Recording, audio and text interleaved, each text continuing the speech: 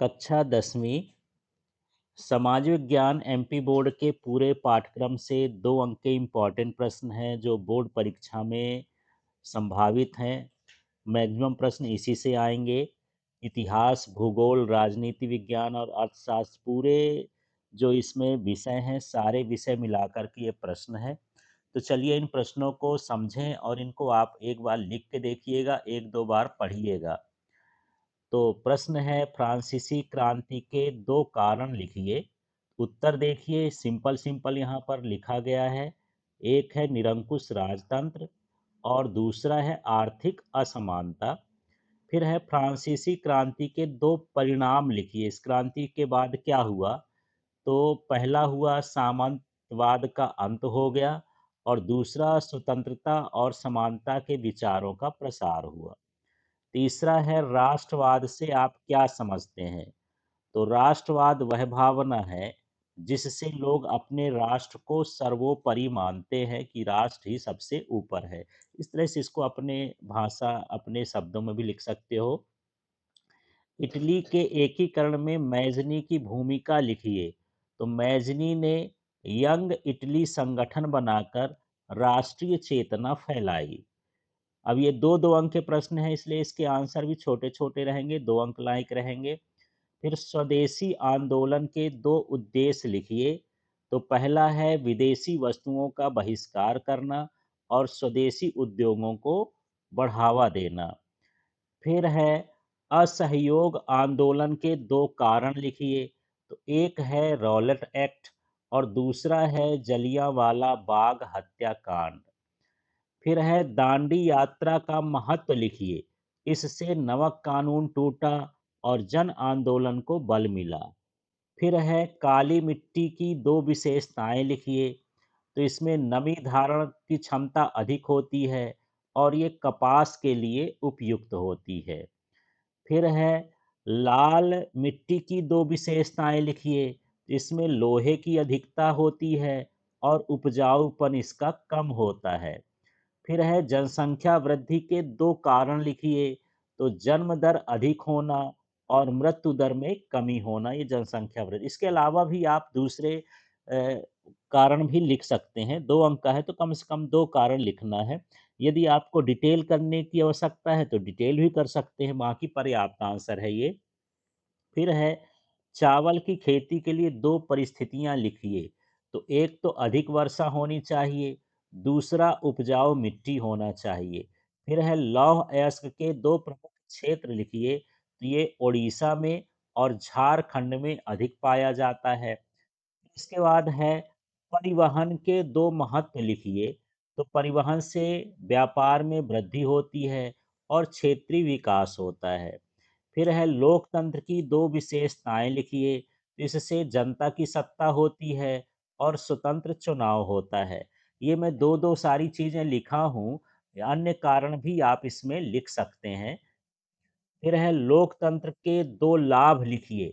एक तो सभी को समानता मिलती है और दूसरा ये है अधिकारों की सुरक्षा होती है।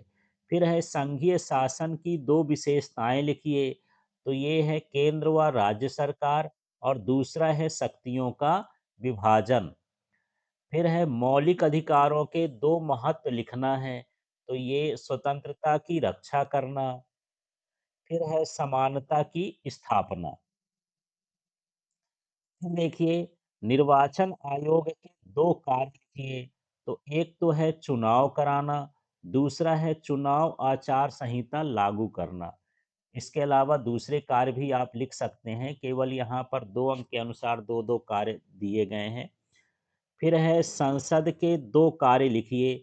तो एक तो होता है कानून बनाना, दूसरा होता है सरकार पर नियंत्रण रखना।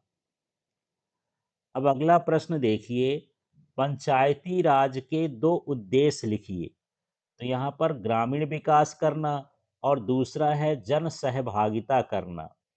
फिर देखिए यहाँ है स्थानीय स्वशासन का महत्व लिखिए।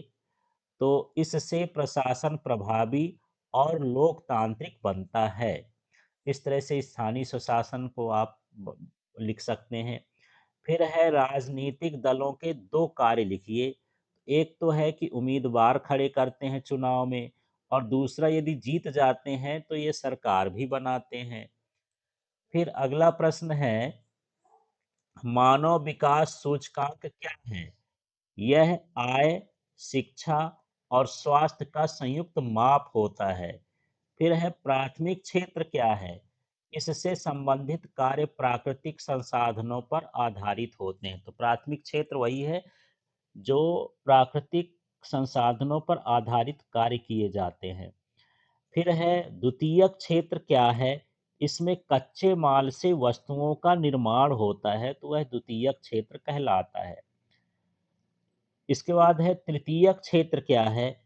इसमें सेवाएं प्रदान की जाती हैं, तो ये तृतीयक क्षेत्र के अंतर्गत आता है। फिर है प्रश्न, गरीबी रेखा क्या है? तो ये है न्यूनतम जीवन स्तर निर्धारित करने वाली रेखा। फिर इसके बाद है, वैश्वीकरण क्या है? देशों के बीच आर्थिक संबंधों का विस्तार करना। फिर है, बहुराष्ट्रीय कंपनियां क्या है? जो एक से अधिक देशों में व्यापार करती हो, वह बहुराष्ट्रीय कंपनी कहलाती है। फिर है, मुद्रा के दो कार्य लिखिए। तो इसका कार्य है विनिमय का माध्यम और मूल्य का माप करना।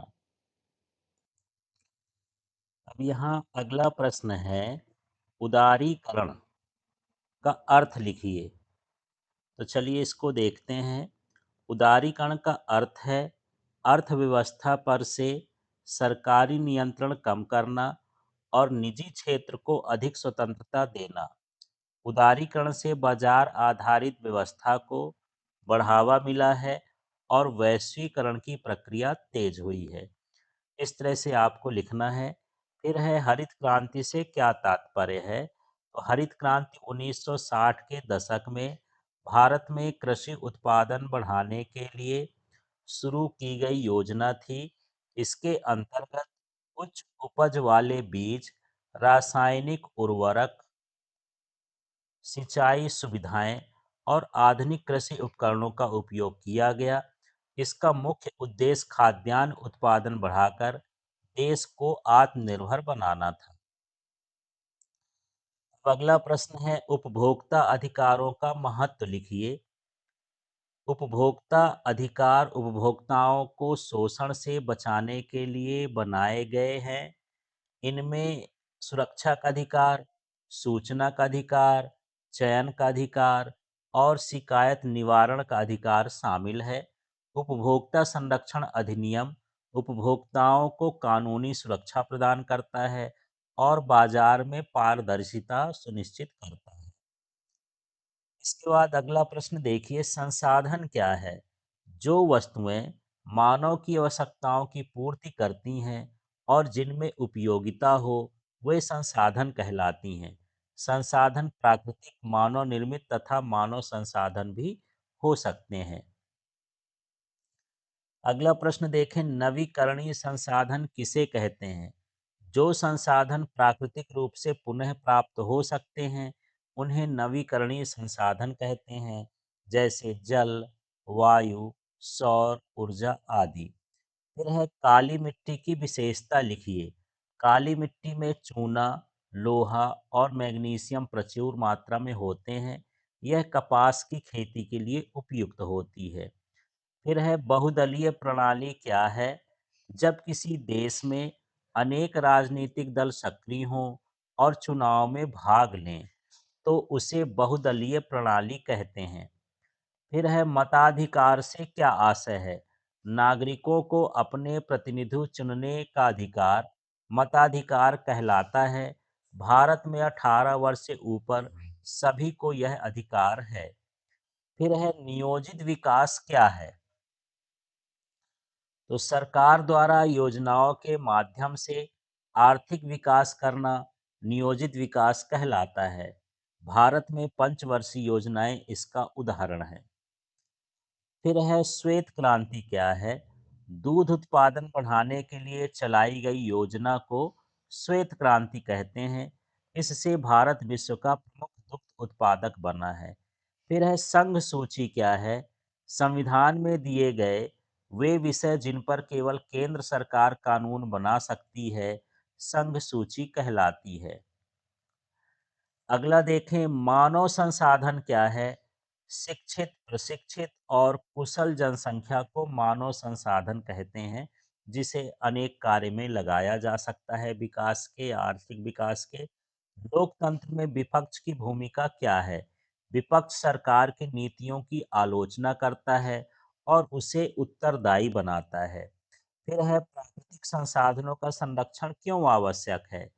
तो संसाधन सीमित हैं, इसलिए भविष्य की पीढ़ियों के लिए उनका संरक्षण आवश्यक है। फिर अगला प्रश्न देखिए, सेवा क्षेत्र से क्या तात्पर्य है? वह क्षेत्र जो सेवाएं प्रदान करता है, जैसे बैंक, परिवहन, शिक्षा आदि सेवा क्षेत्र के उदाहरण हैं। तो मिश्रित अर्थव्यवस्था क्या है? जिसमें सार्वजनिक और निजी दोनों क्षेत्र कार्य करते हैं, उसे मिश्रित अर्थव्यवस्था कहते हैं। फिर अगला देखिए, राष्ट्रीय आय क्या है? देश में एक वर्ष में उत्पादित वस्तुओं और सेवाओं का कुल मूल्य राष्ट्रीय आय कहलाता है। यह सहकारी संस्था क्या है?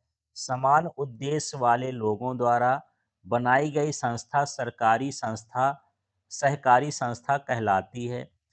फिर है, बैंक का कार्य क्या है? धन जमा करना, ऋण प्रदान करना। फिर है, सतत विकास क्या है? ऐसा विकास जो वर्तमान आवश्यकताओं को पूरा करे और भविष्य की पीढ़ियों को नुकसान न पहुंचाए। इस तरह से ये प्रश्न हैं जो दो दो अंक में पूछे जा सकते हैं, या फिर यही प्रश्न एक अंक में भी आ सकते हैं।